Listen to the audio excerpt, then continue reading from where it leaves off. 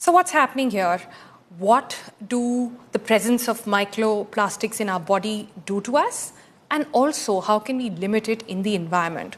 We've got Vimlendu Jha join us from the environmental side to sort of give us an overview of how to actually control this. And also with us, Dr. J.C. Khilnani. He's the chairman of the PSRI Institute of Pulmonary. Let me come to you, Dr. Khilnani, first. What exactly is happening to our bodies when these microplastics enter? I was watching a report by NYT earlier this week where they said that even when they were picking up breast milk samples, they were picking up placenta samples, they were picking up a lot of other things.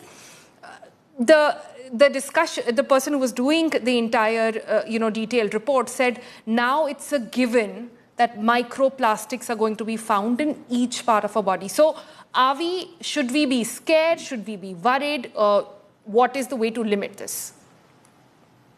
So, Sonal, we are actually terrified, not scared, but it's nothing new that we did not know. This study is an eye-opener, but we always knew that plastics in city of Delhi and all over would be causing havoc. Unlike the air pollution, which leads to immediate sore throat, coughs, smarting of eyes, asthmatics will have attacks, they'll come to the emergency, there'll be more ICU admission, more ventilator. Particles will act slowly, actually. And this is absolutely man-made, absolutely man-made, and you have already shown in your reports.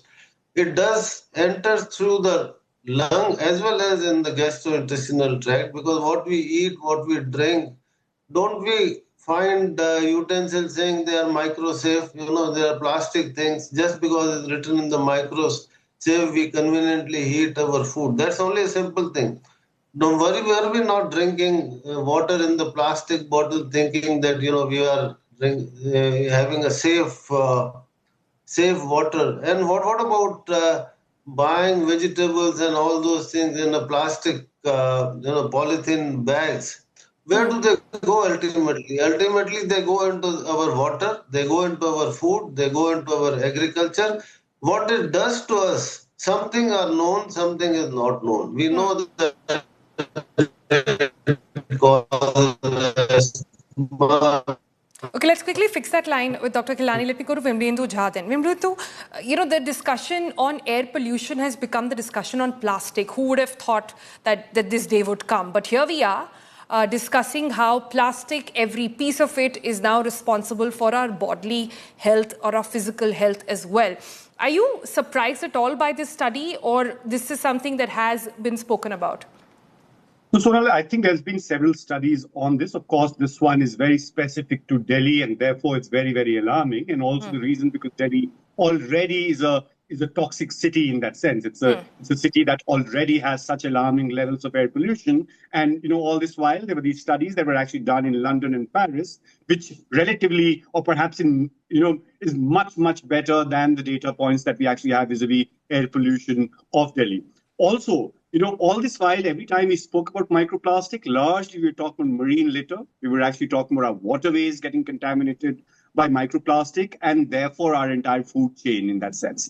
This, in many ways, is for the first time asking us those difficult questions, that all this while, if you were thinking that it's only dust that is responsible for almost 30% of your air pollution, or perhaps vehicular emissions, which is responsible for almost 40 to 50% of the air pollution. Imagine if there's so much of garbage all around. And by the way, Sonal,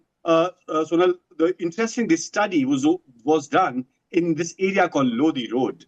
And that's all the data points have actually come from one of the cleanest areas of Delhi. Yes. Imagine if a study like this was actually done in Anand Vihar, or perhaps in Bhalaswa, or in some other neighborhood which was not as posh, as rich, as maintained, as plastic-free, or plastic sore-free as Lodi Road in that sense. So it's almost a great study, of course, but imagine reality of this study that we're talking about. But the main point for all of us here is that when we know that there's a study almost which has a government stamp or an academic stamp, also say, for example, an Indian educational research study, because, all this fine, if it was a Lancet or someone else telling us, then we thought that this was perhaps an international propaganda to shame Delhi in that sense. Here we have our own researchers and scientists and the scientist community telling us that our air actually has microplastic, and air of Lodi Road has microplastic, and through the year, and not just in winter in that sense. And interestingly, this study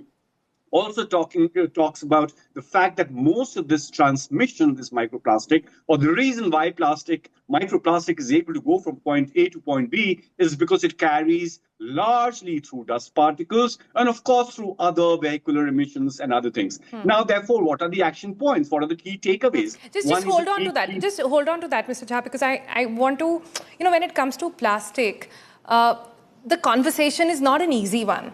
While you were speaking, we were running graphics of what constitutes to microplastics. And I'll request my producers to play that graphic up again, and it'll tell you the composition that the study also said. It said about 40% of it was coming in from polyester and the rest of the stuff, right? Now, these are in your clothes, these are in your bags, these are in the curtains that you put in your house, these are in the bottles that you use in your tiffin. Once you start looking at those figures, it feels as if this is a lost cause.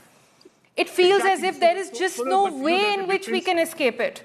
No, we should, because there's a difference between indoor microplastic or indoor air contamination and outdoor air contamination. So Explain that. The clothes that we actually wear, and the microplastic that it carries versus and the food that we eat is one thing. But right now, most alarming, the data that we're talking about is transmission through wind or transmission due to heat. And a lot of that is attributed to outdoor this thing. So at the end of the day, when we talk about who has to therefore stop this menace, where does it actually stop and what are those action points? It has to be somewhere. First of all, do we even measure it in our country in terms of our air quality indicators or air quality monitors that we actually have in Delhi? And Delhi has the most amount of air quality monitors, and other towns don't even have so-called landfill management, or in fact, many cities don't even have a landfill. Imagine the plight of microplastic or open burning of plastic and contamination of our waterways and our airways in that sense. So it's a very grim situation. I think one of the first things that we need to do is that make microplastic, like right now, we look at PM2.5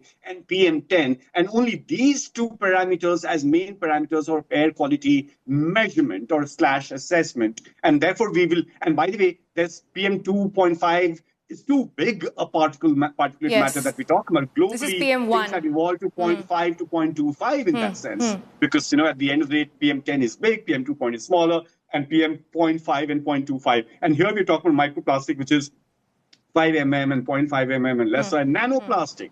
Like right now, if we talk about microplastic, and there's something called nanoplastic also, and this is one study, and therefore, what does the government of our day derive out of this study is very, very important, both from an environment point of view and public health point of view. I'm sure Dr. Saab will tell you, and Dr. Saab has been talking about the impact of air pollution on our children and the elderly. But it's the air pollution impact is a composite of, when we say, why does cancer occur because of lung infection or air pollution, is primarily because of a lot of these toxins, which are not even measured / assessed by our air quality monitors. And therefore, there's no air quality monitoring / and therefore mitigation regime that we have in the country.